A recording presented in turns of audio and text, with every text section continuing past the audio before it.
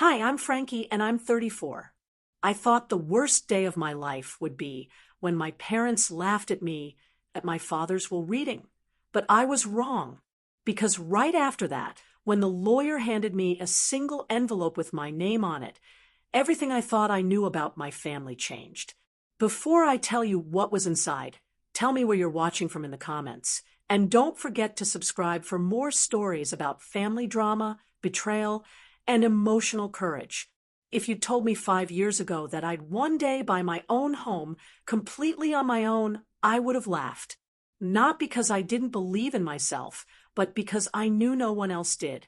My parents used to say things like, "Frankie, you've always been a dreamer, not a doer." They said it with those polite smiles that sounded like love, but felt like small, invisible cuts. After the will reading, I needed distance.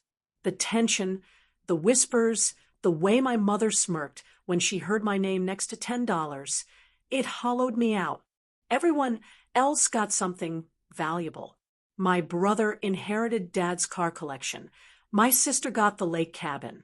I got the equivalent of a takeout lunch. And their laughter still echoes in my head, especially when my mother said, "Maybe now you'll learn to work harder." So I decided I'd prove them wrong. Quietly, without a single announcement or post online. I didn't want another audience for my pain. That's when I started saving every extra penny from my teaching job. I picked up weekend tutoring, stopped buying takeout, and canceled subscriptions I didn't need.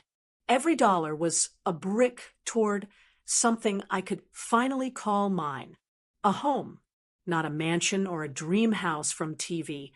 A small, old place that smelled like history and coffee. For the first time in my life, I didn't tell anyone. Not even my best friend, Maya, who usually knew everything about me. Keeping it secret gave me a strange kind of power. Like for once, I wasn't performing for anyone's approval. It was early March when I found it. The house sat quietly at the end of a maple-lined street in a small Indiana town called Maple Ridge. It wasn't much, white paint chipping, porch railing half broken, but something about it felt alive, waiting for someone to love it again. There was a small for sale sign leaning crooked in the yard. The grass had grown wild around it, waving in the cold wind like it had a story to tell. The realtor, a polite man named Derek, unlocked the door and said, "It's been on the market for 6 months. Most folks want new builds these days." I remember smiling at the dusty wooden floors, the faint smell of old books, the sound of the wind whistling through the loose windows. It reminded me of my grandmother's home, where things didn't have to be perfect to feel safe. "This one," I said softly. "I want this one." Derek chuckled. "You sure? It needs work." "I'm sure." I could already picture myself repainting the walls, sanding the old banister, maybe growing sunflowers in the small patch of yard out back. When I signed the papers, it didn't feel real. My hands shook, not from fear, but from pride.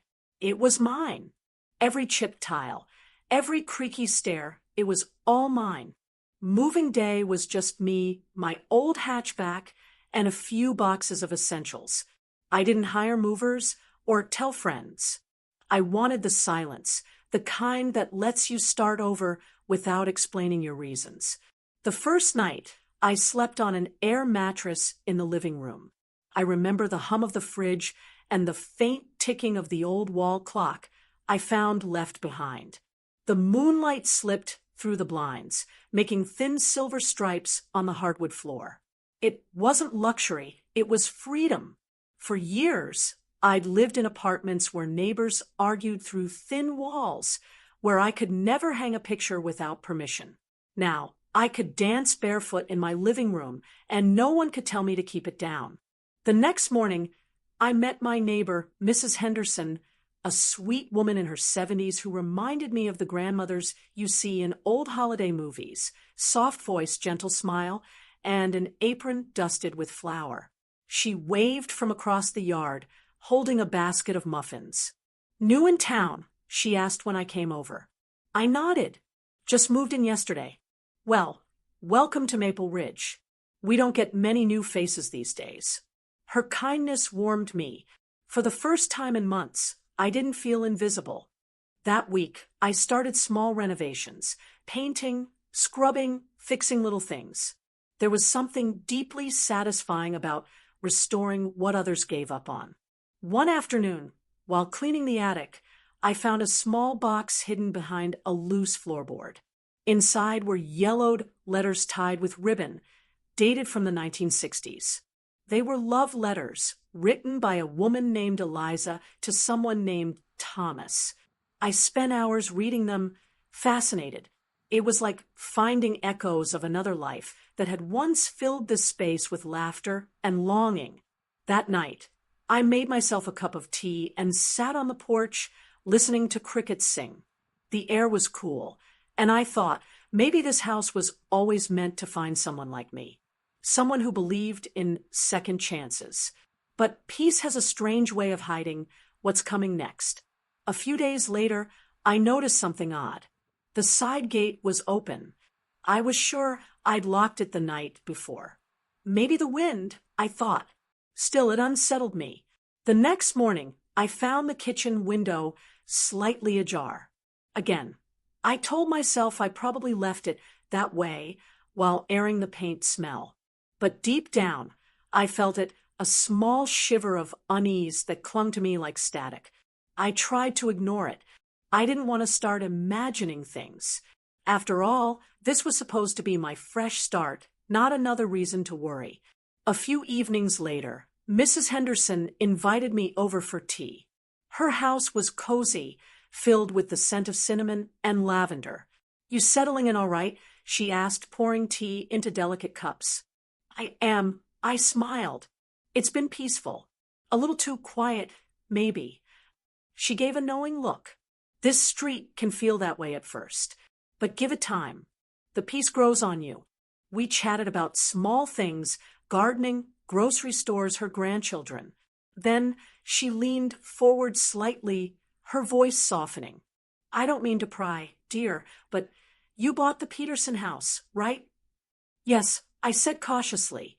She hesitated, glancing toward her window as if worried someone might hear. "It's a lovely place. Just make sure you keep your doors locked. The last family who lived there had some trouble. Strange visitors, late nights.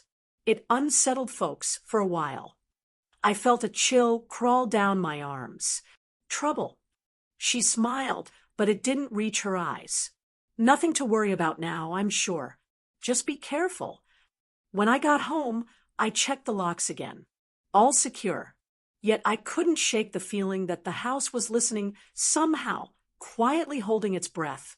That night, I dreamed of footsteps echoing through the hallway. In my dream, I walked toward them, calling out, "Who's there?" but no one answered. When I woke, I thought I still heard faint movement, only to realize it was the old pipes creaking. I laughed nervously at myself, trying to shake it off. But I left a light on that night, just in case. Over the next week, I focused on decorating. I found a small thrift shop in town where the owner, Ben, gave me an old rocking chair for almost nothing. I placed it by the window in my living room, where sunlight spilled in every morning. Every time I sat there, sipping coffee, I felt grateful. It wasn't the house itself that mattered. It was the independence, the silence, the ownership of my own story.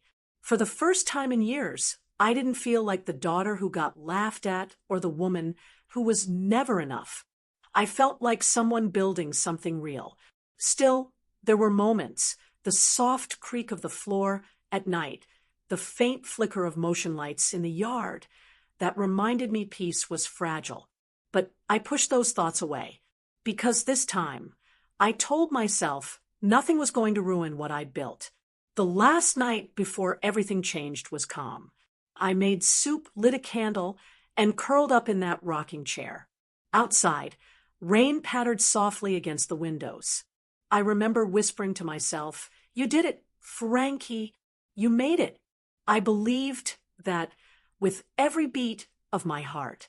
What I didn't know was that My story wasn't about the dream house I bought. It was about the secret that came with it. And soon, someone would remind me that even in the safest homes, not every door stays locked forever. The night it happened started quietly, too quietly. Rain had been falling since afternoon, soft and steady, the kind that makes you feel cocooned inside your own world. I just finished cleaning up after dinner. The soup pot still steamed on the stove. The house smelled faintly of garlic and wet wood. I remember thinking how peaceful it was, how this finally felt like home. I was halfway through folding laundry in the living room when my phone buzzed on the counter. Unknown number. I almost ignored it, but something, maybe instinct, made me pick it up. Hello. A shaky voice answered, low and urgent. Lena, it's Margaret Henderson from across the street. Oh, hi, Mrs. Henderson. Is everything okay? Her words came out fast, trembling. Sweetheart, I didn't want to scare you, but I just saw someone inside your house. My whole body went cold. Inside? Mrs. Henderson, I'm in my house. No, honey. I saw them through your window just now. 2 people. They're walking around like they live there. For a second, I couldn't process it. I turned slowly toward the hallway, heart hammering. The lights flickered from the storm outside. Every shadow suddenly felt alive. Where exactly did you see them? I whispered. In the living room, she said, her voice cracking. A man and a woman. They came from the side gate. I thought maybe you had guessed, but she stopped. They didn't use the front door. Lena, I froze, clutching the phone so tightly my hand shook. I'd locked that gate hours ago. I'm calling the police, I said, grabbing my car keys from the counter. Mrs. Henderson sounded terrified. Don't go in there alone. But I already was. I stepped into the hallway, the air thick and heavy. My shoes squeaked against the hardwood floor. The lights flickered again as thunder rolled outside. I turned off the kitchen switch and moved toward the front window, peeking through a small gap in the curtains. Rain blurred my vision, but I could just make out 2 faint shapes moving inside, behind me, inside my house. I spun around so fast, I nearly tripped over a laundry basket. My heart pounded against my ribs. I darted back toward the kitchen and slipped out through the back door, rain drenching my sweater instantly. I sprinted to my car, parked under the street lamp. My hands trembled as I unlocked it and climbed in. I slammed the door, locked it, and stared at the house through the fogged windshield. The living room lights glowed warmly, almost mockingly. Then movement. A man walked past the front window, his silhouette tall, confident. Then a woman appeared, holding a box, laughing softly as she set it down on the coffee table. I blinked, rain dripping down my face. That was my table, my furniture, my life. With shaking fingers, I opened my phone and tapped the security app I'd installed days earlier. The camera feed loaded slowly, buffering through the storm, but when it came into focus, my blood ran cold.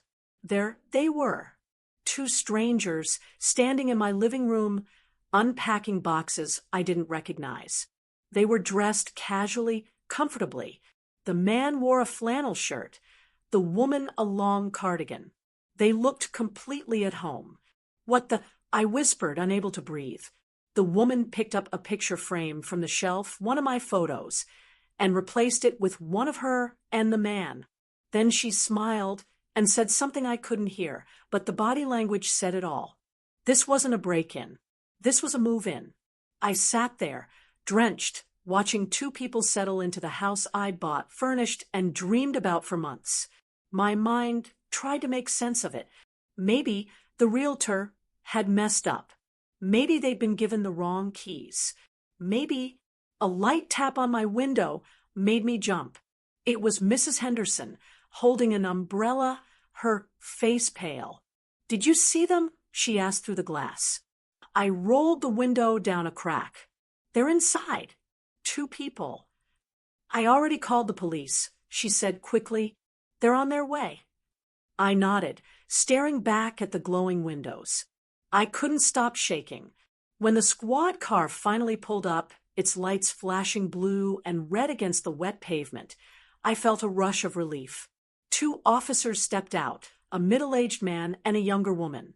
The older officer approached my car window. "You're the homeowner, ma'am?" "Yes," I said, voice trembling. "They're inside. 2 strangers. I have the deed." He raised a hand calmly. "We'll check it out." I watched them walk up the driveway. The younger officer knocked firmly. The door opened almost immediately. The woman from the camera stood there, smiling politely. I couldn't hear what they said over the rain, but she gestured inside confidently, inviting them in. Minutes passed. The flashing lights painted my dashboard red and blue. I clutched the steering wheel, heart pounding. Then the officers re-emerged, walking back toward me under the drizzle. The older officer leaned down to my window. "Ma'am, can I see your ID?" I handed it over with shaky hands. "Did you make them leave?" He sighed. "Here's the thing. The couple inside provided ownership paperwork. Deed, signatures, mortgage confirmation, everything checks out in their name." My mouth fell open. "What? No, that's impossible. I bought that house. I have my documents." "Do you have them with you right now?" "They're inside my desk. Inside the house." The younger officer spoke gently. "Ma'am, I know this is upsetting, but right now we can't remove them. This could be a civil property dispute. You'll have to handle it through the county office." I stared at them in disbelief. Rain pelted the windshield, matching the sting behind my eyes. "So you're telling me I can't go into my own house?" The officer hesitated, then shook his head. "Not until this is sorted legally." I watched them leave, their taillights fading down the street, while the strangers closed the curtains to my home. For a long moment, I sat there in silence. The rain slowed to a drizzle. Street lights reflected in puddles like tiny, broken stars. Mrs. Henderson stood by the curb, clutching her umbrella, looking heartbroken. "Lena, dear, maybe there's been a mistake." I forced a weak smile. "Yeah, a mistake. But deep down, I knew mistakes didn't move furniture into your house and replace your photos." I spent that night at a small, roadside motel a few miles away. The room smelled faintly of bleach and old coffee. I sat on the edge of the bed, my laptop open, trying to access my mortgage portal. Error message. Again and again. I tried calling Derek, the realtor. The number was disconnected. I called the bank next. The woman on the line said politely, "Ma'am, I don't see any mortgage listed under your name for that address." My throat tightened. That can't be right. I've been paying. "Could you confirm the loan number?" I read it out. She paused. "I'm sorry, but that's not a valid loan number in our system." I hung up, staring at the faded wallpaper. My hands felt numb. How could everything just vanish? The next morning, I drove back to Maple Ridge. The street was quiet. Kids rode bikes past the corner, laughter echoing off the wet pavement. My house, no, their house now, looked exactly the same. Except for one thing, a brand new SUV sat in the driveway. I parked 2 houses down and watched from inside my car. The woman stepped out, watering the small flower beds I'd planted last week. The sight made something twist deep in my stomach. She was humming softly, like she belonged there. I wanted to march up the walkway and demand answers, but fear held me back. They had documents. The police believed them. No one would take my word over paper. Then, a knock on my car window made me jump again. It was Mrs. Henderson. "Lena, honey," she said softly, "why don't you come have some tea? You look pale." I followed her back to her house. Inside, her kitchen smelled like cinnamon again. She set 2 cups on the table. "You look like you haven't slept," she said gently. "I haven't," I admitted. "It's like I don't exist on paper anymore. The bank says I never own the house. The realtor's gone. And those people—" I stopped, shaking my head. She reached across the table, squeezing my hand. "I believe you. And you're not the first." My eyes snapped up. "What do you mean?" Her lips pressed together, hesitant. "The couple who lived there before you, same thing happened.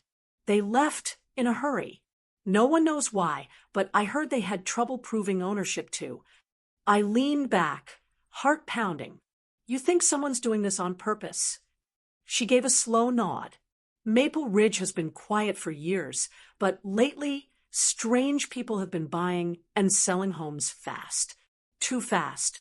I stared into my tea, the steam blurring my reflection. It all made sense now. The cheap price, the disconnected realtor, the missing loan record. Someone had planned this. By evening, I drove back to the motel, headlights cutting through the mist. I sat in the parking lot for a long time, gripping the steering wheel. I thought of my daughter, Ella, staying at my sister's that week. I hadn't told her what was happening yet. How could I? How do you tell your child you lost your home before you even got to live in it? Tears finally came, hot, silent, angry. I promised myself one thing. I wasn't going to let whoever did this win. I'd find out how they took my house, and I'd take it back. But first, I needed proof. I wiped my face, opened my phone, and reloaded the camera app. The live feed was still active. The strangers were eating dinner in my kitchen, right where I used to sit. The man laughed. The woman leaned across the table, reaching for his hand. Then he turned slightly, and for the first time, I saw his face clearly, and my stomach dropped, because I'd seen him before. He was in the photo on the realtor's website, the one who'd sold me the house. My breath caught as I stared at the tiny image on my phone screen. The man sitting comfortably in my kitchen, laughing over dinner, was the same man from the real estate listing, the one who'd handed me the keys and congratulated me on my dream home. At first, I thought maybe I was mistaken. The grainy camera feed, the flickering light, it could have been a coincidence. But as he leaned forward to pour himself a glass of wine, that same faint scar above his eyebrow caught the light. I'd noticed it the day we met. I remembered thinking how odd it was that such a polished man had something so imperfect about him. Now that same man was sitting in my home, acting as if he owned the place. I locked the phone screen and pressed it against my chest, trying to steady my breathing. My pulse thudded in my ears. The motel room around me felt too small, too quiet, too unfamiliar. I was alone, surrounded by peeling wallpaper and the hum of a broken air conditioner. But I wasn't scared anymore. I was angry. I sat up straight, opened my laptop again, and started digging. It began with the realtor's company, Harrison and Dale Properties. The website was still up, glossy and polished.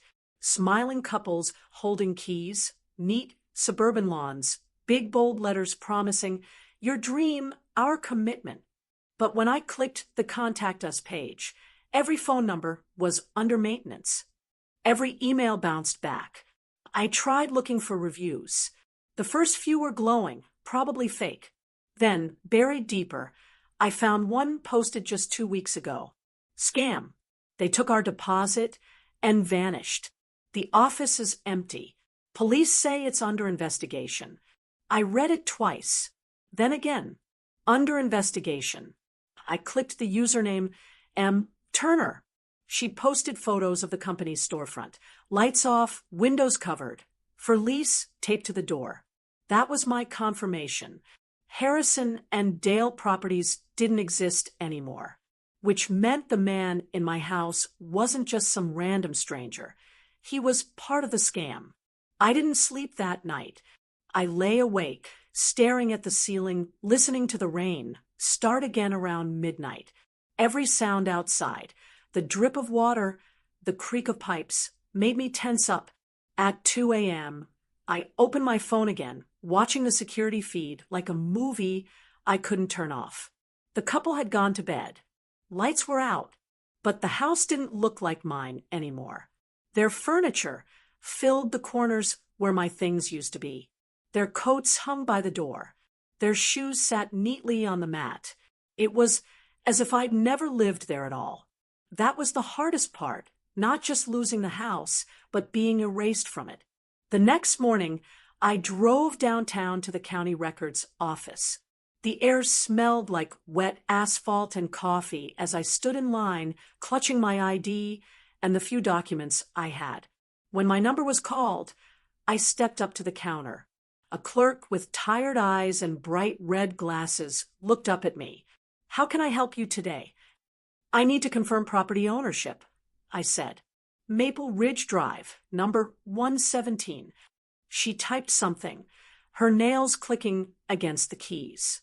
Then she frowned. "According to our records," she said, "the current registered owners are a David and Rebecca Klein." My stomach dropped. "That's them. But that's wrong. I bought that house last month. Do you have proof of purchase?" I hesitated. "Not with me. The documents are inside the property. But I have my bank statements, payments made directly to Harrison and Dale Properties." She sighed softly, already shaking her head. "That company's under fraud review, ma'am. There have been several reports filed this quarter. You should probably contact the state attorney's office." "So that's it," I said, my voice cracking. "They steal my money, take my house, and there's nothing anyone can do?" She lowered her voice, eyes softening. "File a claim. Don't give up. But these things take time." Time. The one thing I didn't have. I spent the next few days bouncing between calls, police departments, lawyers, even a local reporter who never called back. Every conversation ended the same way: "We'll look into it." Meanwhile, I watched the couple through my phone camera. They were redecorating now, painting walls, rearranging furniture, adding curtains. The woman, Rebecca, wore her hair tied up as she painted the dining room. David carried a ladder, laughing when she got paint on her cheek. It was ordinary, domestic, infuriatingly normal. One afternoon, something strange happened. While I was watching, Rebecca turned directly toward the camera, straight at it, and smiled. It wasn't a friendly smile. It was slow, deliberate, knowing. My heart jumped. Did she know I was watching? I shut the feed instantly and sat frozen. The image burned into my mind. That night, I parked 2 blocks away from Maple Ridge, determined to see it for myself. The neighborhood glowed under the streetlights, peaceful as ever. Porch lights flickered on. Sprinklers hissed softly across manicured lawns. I walked slowly, pretending to check my phone, my hood pulled up. When I reached my old driveway, I stopped. The living room curtains were open this time. I saw them both inside, David on the couch, Rebecca curled against him. They looked picture perfect, like an ad for suburban happiness. Then, as if on cue, he turned his head toward the window. His eyes met mine. For a split second, neither of us moved. Then he smiled, just a small, polite curve of his lips. It was the same smile he'd given me when I signed the contract. A chill ran down my spine. I turned and walked away fast, my footsteps echoing against the wet pavement. Back at the motel, I locked the door and double-checked it twice. My mind wouldn't stop replaying that smile. They weren't just random scammers. They were taunting me. But why? I sat down, opened my laptop, and typed Harrison and Dale David Klein into the search bar. A few local real estate listings popped up, but one name caught my attention. A court filing dated last year. State versus David Klein, real estate fraud, case dismissed. My pulse raced as I clicked it open. The summary said it all: multiple victims, forged property deeds, false escrow accounts. Charges dismissed due to insufficient evidence. He'd done this before, and he'd gotten away with it. The next morning, I went to the police again. I showed them everything, screenshots, payments, the old contract. The officer at the desk, a woman with kind eyes, listened carefully. "Miss Brooks," she said finally, "I believe you, but this kind of case falls under real estate fraud jurisdiction. We can't evict them based on your word. I'm not asking you to evict them." I said, voice breaking. "I'm asking you to see what they're doing to people." She handed me a business card. "Detective Owens. He handles property crimes. Call him tomorrow morning." It wasn't much, but it was something. That night, I sat by the motel window, staring out at the neon sign flickering across the parking lot. My phone buzzed. Unknown number. I hesitated, then answered, "Hello." A pause. Then a woman's voice, smooth, calm. "You really shouldn't be watching us, Lena." My heart stopped. "Who is this?" "You know who," she said softly. "It's Rebecca. You've been checking the cameras, haven't you?" I didn't answer. "Those feeds belong to us now," she continued. "This house isn't yours anymore. Stop looking." Then the line went dead. I sat frozen, staring at my reflection in the dark window. She knew my name. She knew I was watching. That was the moment fear finally crept in. Not just anger or confusion, but real physical fear. The next day, I met with Detective Owens, a tall man with gray hair and a notebook full of scribbles. He listened patiently as I told him everything, from the first open house to the call from Rebecca. When I finished, he nodded slowly. "I've heard of cases like this. Sophisticated scams. They buy properties through shell companies, sell them fast, transfer the deeds before the real owners realize what happened. So what do I do now?" "Let me dig," he said. "Don't contact them again. Don't go near the house. And keep your phone close. If they reach out, record everything." I thanked him and left, a flicker of hope stirring inside me. Days turned into a week. I tried to work, but my thoughts always drifted back to the house. Every night, I refreshed the camera feed, though part of me dreaded what I might see. Then one evening, the screen went black. Camera disconnected. They'd shut it off. For the first time since it began, I couldn't see inside. The connection, my only thread to that life, was gone. The silence felt unbearable. A few days later, Detective Owens called. "Lena, I found something," he said. "Your property transfer was filed through a fake escrow company. We traced the account. It links back to a private P.O. box registered to David Klein. We're getting a warrant." I nearly cried. "So that means—" "It means you were right. But we'll need you to testify. It might get ugly before it gets better." I agreed instantly. For the first time, I felt like maybe I wasn't powerless. That night, I drove past Maple Ridge one last time. The house looked peaceful, warm lights glowing behind the curtains. I parked under a tree and just watched. It hurt, seeing them there. But I knew something they didn't, that their little game was almost over. I whispered softly to myself, "You stole the wrong house." As I drove away, rain started again, streaking across the windshield like tears. But this time, they weren't mine. I'll never forget the way the rain looked that night as I drove home from Maple Ridge. The drops caught in the glow of my headlights, turning into streaks of gold before hitting the windshield. It should have felt like victory. I had proof, real proof, but instead, it just felt heavy, the kind of heavy that settles deep in your chest and stays there. Even when I parked back at the motel, I didn't get out right away. The vacancy sign buzzed faintly above me, the red letters blinking on and off, painting my dashboard in broken light. I sat there gripping the steering wheel, staring at my trembling hands. I was doing the right thing. I kept reminding myself of that. But knowing the truth and carrying it are two different weights entirely. The next morning, I woke up to a text from Detective Owens. Meet me at the station.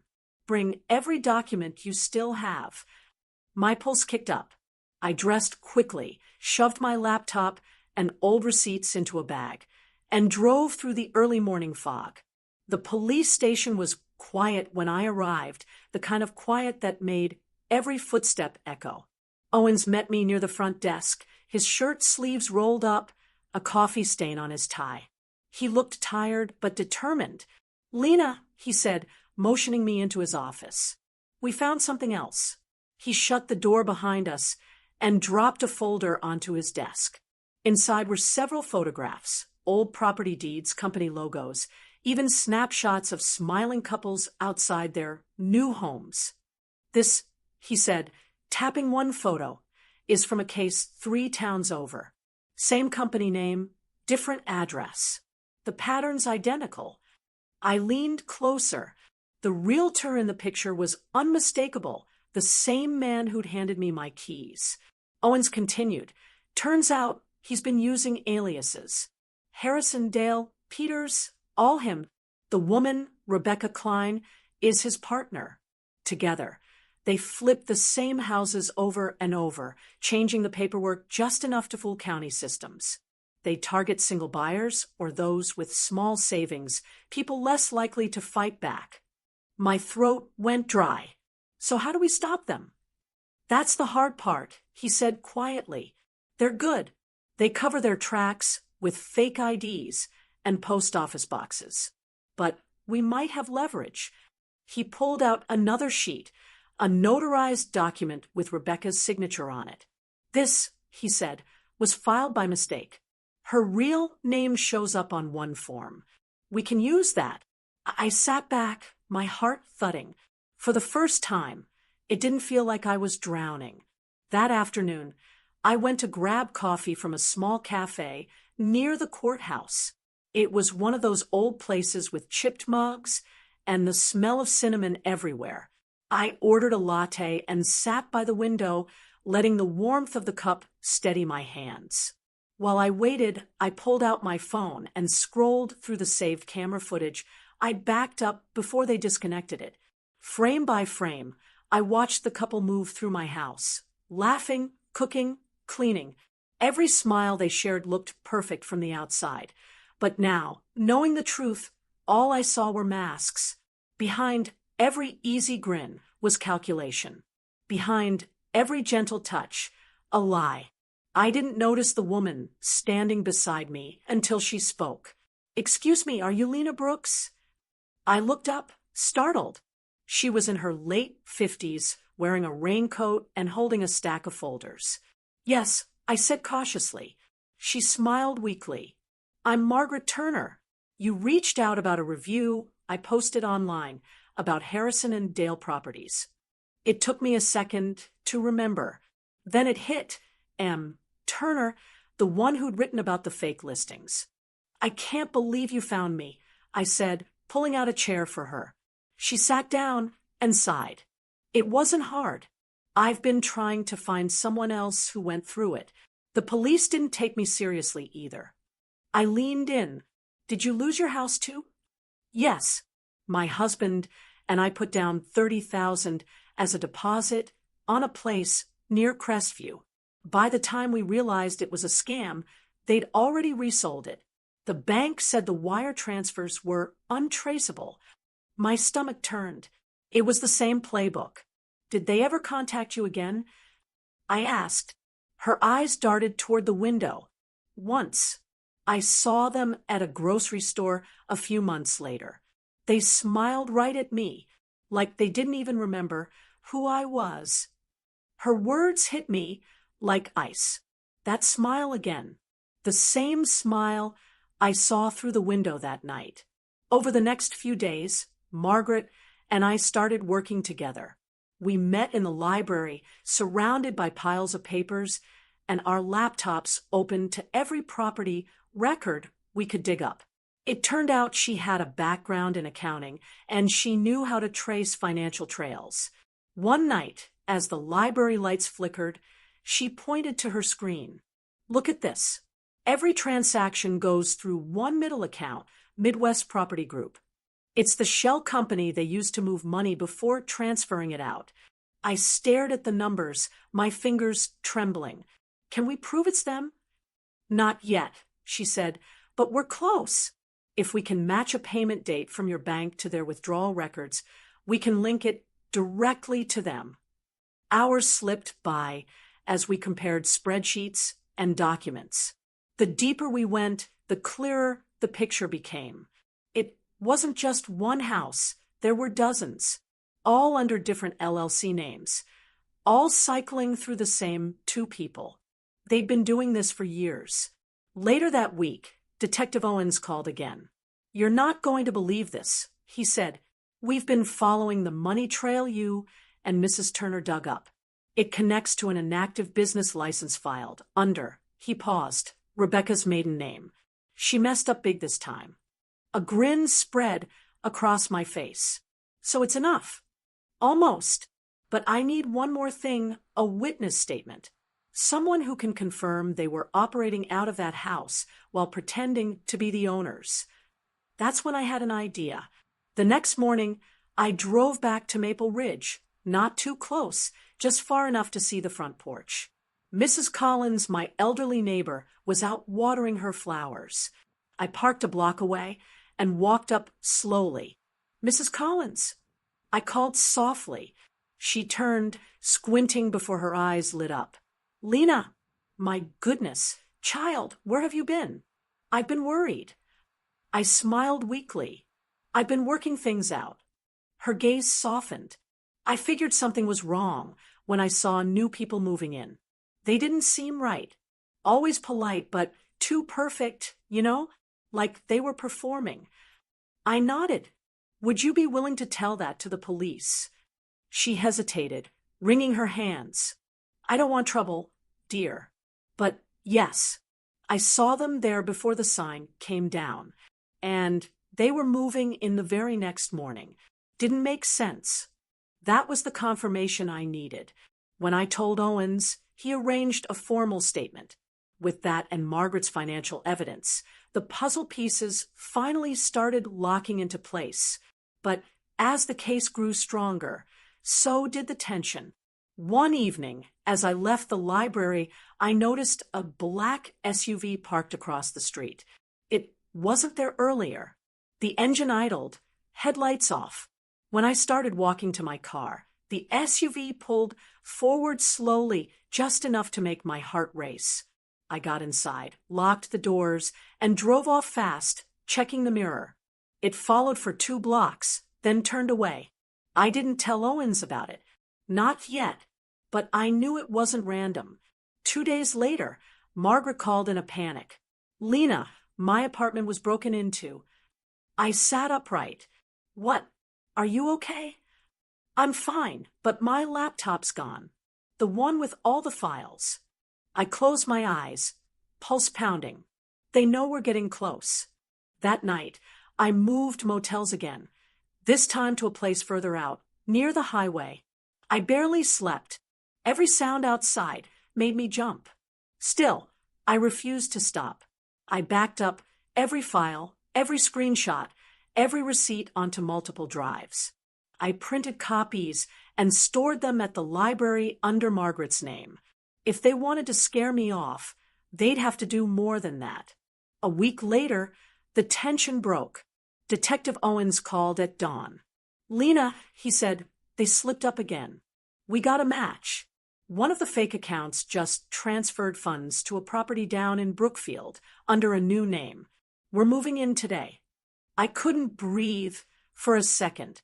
Does that mean? It means we can bring charges. But I want you to stay clear. Don't go near them. Understood? I promised I wouldn't, but I couldn't help myself. I needed to see it, the end of the people who'd stolen my peace. That afternoon, I parked far down the street from the Brookfield address. Police cars lined the block. I saw officers leading David and Rebecca out in handcuffs, both still dressed neatly, both calm, smiling as if nothing had happened. Rebecca's eyes met mine across the street. For a moment, that same haunting smile appeared again, soft, knowing, defiant. But this time, it didn't scare me. This time, I smiled back. That evening, Owens called again. They're in custody. We'll move forward with the fraud and forgery charges. You did it, Lena. I hung up and sat in silence for a long moment, staring at the empty motel wall. Did it feel like victory? Not quite. The house was still out of reach. The money was gone. But the truth, that was mine again. The truth they'd hidden behind perfect smiles, spotless clothes, and neighborly charm. The truth that people like me, simple, hardworking, trusting, could still stand up, even after losing everything. And for the first time in months, I didn't feel afraid of the silence. I welcomed it, because sometimes the quiet is what tells you it's finally over. The morning after the arrests, I woke up before sunrise. The motel room was quiet except for the hum of the old air conditioner, its steady rhythm filling the silence that had once kept me awake. For months, that sound had been my background to worry, the white noise that hid my fears. But today, it felt different, lighter. For the first time, there was no pit in my stomach, no gnawing uncertainty about whether justice would ever come. The storm had passed, or at least it was beginning to. Still, I couldn't bring myself to move right away. I just lay there, staring at the ceiling, tracing the cracks in the paint. My body was tired, but my mind was restless. Every thought circled back to one place, my house, the home that had once been mine, the home that should still be mine. By 8 o'clock, I was standing in front of the courthouse. The fall air bit at my cheeks as I waited for Detective Owens. He emerged from the building, holding a thick envelope and a cup of coffee. "Morning," he said, handing me the envelope. "Thought you'd want to see this." Inside were official documents, property seizure orders, fraud confirmations, and a pending restitution claim in my name. My name. My hands shook as I flipped through the papers. "Does this mean—" He nodded. "It's not official yet, but the court's moving fast. The state's freezing all assets under Harrison and Dale properties. Once it's processed, ownership reverts to the last legitimate deed holder." "That's you, Lena." I swallowed hard, barely able to breathe. "So I can go back." "Not today," he said gently, "but soon. A few more filings and background checks. Then yes, you'll be able to walk through that door again." The words hung between us, heavy, unbelievable, beautiful. I managed a small smile. "Thank you, Owens, for not giving up." He gave a short laugh. "You made that impossible." That evening, I drove out to the edge of town, to the same hill where I'd once parked on that awful night when my neighbor called. The air smelled of wet earth and pine. From up there, I could see the rooftops of Maple Ridge, the faint golden lights flickering to life as dusk settled in. My gaze found it instantly, my house. Even from a distance, I could make out the white shutters, the red mailbox I'd painted myself, the little garden by the porch. It looked exactly as it always had, only now it was wrapped in police tape, the yellow lines fluttering in the wind. It felt surreal, watching it from afar. That small, familiar silhouette against the fading light carried every version of me. The hopeful woman who'd bought it, the broken one who'd lost it, and the one standing here now, waiting to take it back. I sat there until the stars came out, and for the first time in a long time, I allowed myself to imagine walking through that front door again, not as a victim, but as the rightful owner. A week later, Owens called. Court approved the transfer. He said, "It's yours again, Lena. You can go home." For a second, everything around me blurred. I had to sit down, to steady myself. "I can go home," I whispered to no one in particular. It felt unreal. I packed that same night. Not much, just a duffel bag of clothes, a box of paperwork, and a small plant I'd kept alive through everything. It felt symbolic, a little piece of life that survived with me. The next morning was bright and clear. The drive to Maple Ridge felt longer than I remembered, even though I knew every turn by heart. As I got closer, my chest tightened. Every mile brought me closer to the place that had defined both my happiest and darkest moments. When I finally turned onto Cedar Lane, my breath caught in my throat. There it was, my house. It stood quiet and still, the morning light bouncing off the windows. The police tape had been removed, and a property released sign hung on the porch rail. I parked at the curb and sat for a moment, gripping the keys Owens had handed me earlier. They were cold and heavy in my hand. I walked up the front steps slowly, each creak of the wood echoing through me. My fingers trembled as I fit the key into the lock. It turned smoothly, like it always had. The door opened, and just like that, I was home. The smell hit me first, faint dust, and something floral like the remnants of a candle. The sunlight filtered through the curtains, casting soft lines across the hardwood floor. My heart pounded as I stepped inside. The living room was eerily familiar, everything in its place, yet not mine. The couch I'd picked out was gone, replaced with something new. My bookshelves were empty. The walls, once lined with photos of family and friends, were bare except for a few nails.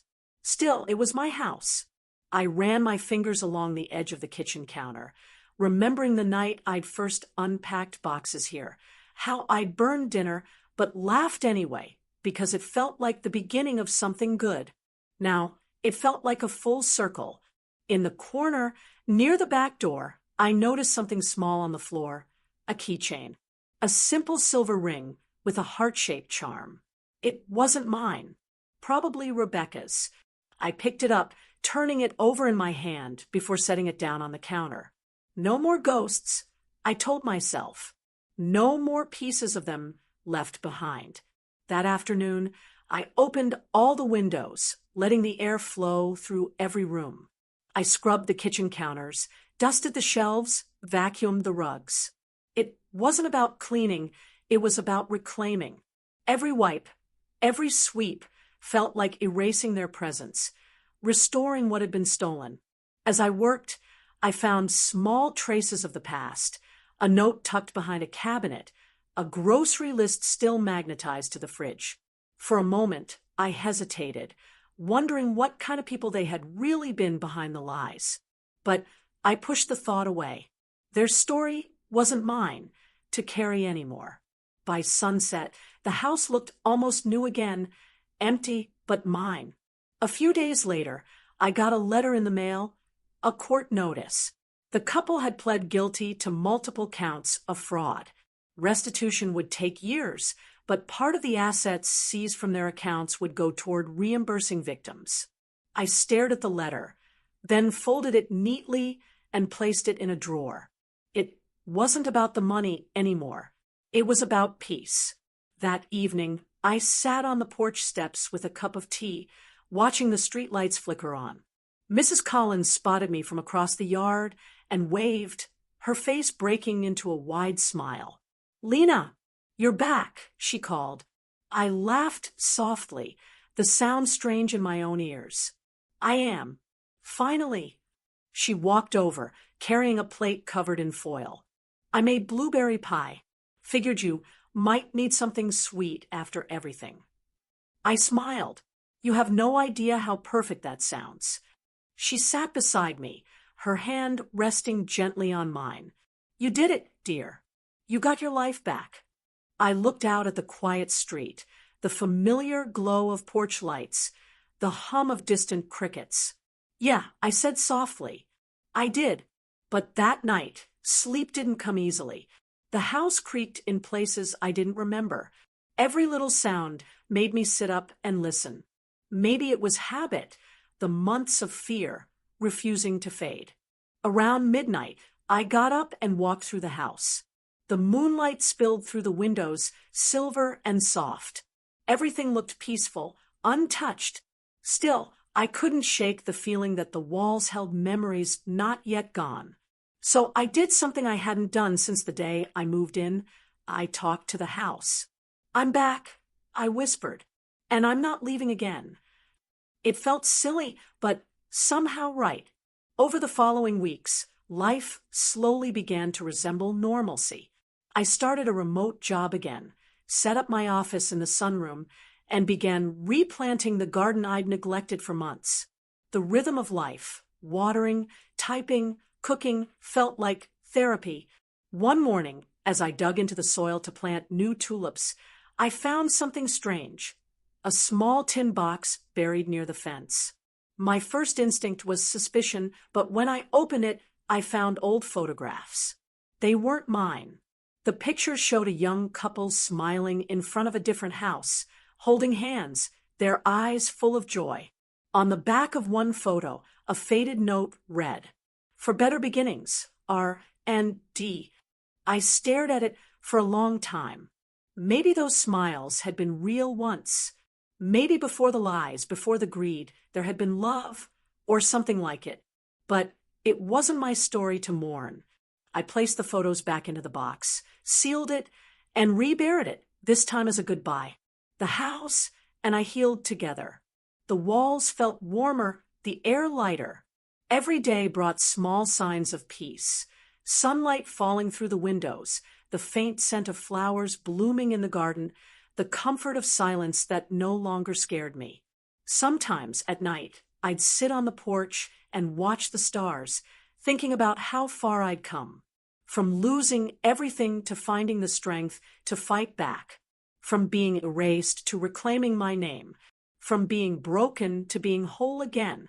One evening, as the sun dipped below the horizon, Detective Owens stopped by. He leaned against the porch rail, hands in his pockets. "Looks good," he said, glancing around. "Like it's always been yours." "It always was," I said with a small smile. He nodded. "You know, most people don't come back from something like this. You didn't just survive. Lena, you rebuilt." I looked out at the garden, the faint hum of life all around us. "Maybe that's what this house needed," I said. "A new story." He smiled. "A better one." When he left, I stood there for a while, the breeze moving gently through the trees. The house behind me seemed to exhale, as if it too could finally rest. That night, I lit a candle in the living room. The same scent I'd used the day I first moved in. Lavender and cedar. The flame flickered softly, casting shadows that danced across the walls. I curled up on the couch with a blanket, feeling the warmth of the light on my face. This was what home felt like, not just walls and a roof, but the quiet certainty that you belong. And as I sat there, the memories of loss and fear slowly faded, replaced by something stronger, peace, gratitude, and the promise of new beginnings. Because the day I took my home back wasn't just about property or papers. It was about taking myself back. And this time, I wasn't letting go. It's been 6 months since I walked back through that front door. And some days, I still wake up half expecting to find everything gone again. But then I open my eyes, see the sunlight spilling across the floor, hear the coffee maker hum. And I remember, I made it. I'm still here. The house has changed in small ways. New paint on the walls, new curtains, a few thrift store finds that make it mine again. But the biggest change isn't in the rooms. It's in me. For so long, I believed home was something you could lose, a thing someone could take from you with a fake smile or a forged paper.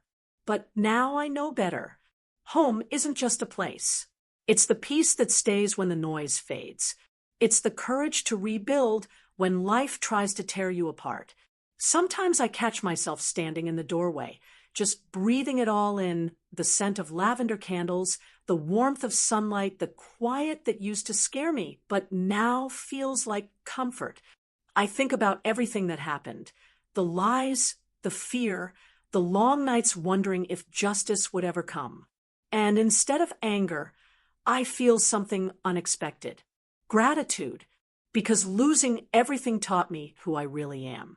I learned that people will smile while stealing your trust, but truth has a way of showing itself, even behind the most polished faces. I learned that peace doesn't come from revenge. It comes from knowing you didn't let them change who you are. Mrs. Collins still brings over pie every Sunday. We sit on the porch, talk about the weather, and sometimes laugh at how quiet the neighborhood is again. It feels ordinary, and that's exactly what I prayed for, ordinary peace. Every once in a while, I see the old for sale photo online, my house glowing in the summer light. It reminds me of everything I went through to earn this moment. Now, when I lock the door at night, it's not out of fear. It's a promise that I'll protect what I built, no matter what comes next. Because I'm not just the woman who lost her home. I'm the woman who took it back. And to anyone listening who's ever been pushed down, lied to, or made to feel small, remember this. You're stronger than what tried to break you. You can rebuild. You can rise. And one day, you'll walk back through your own door, too.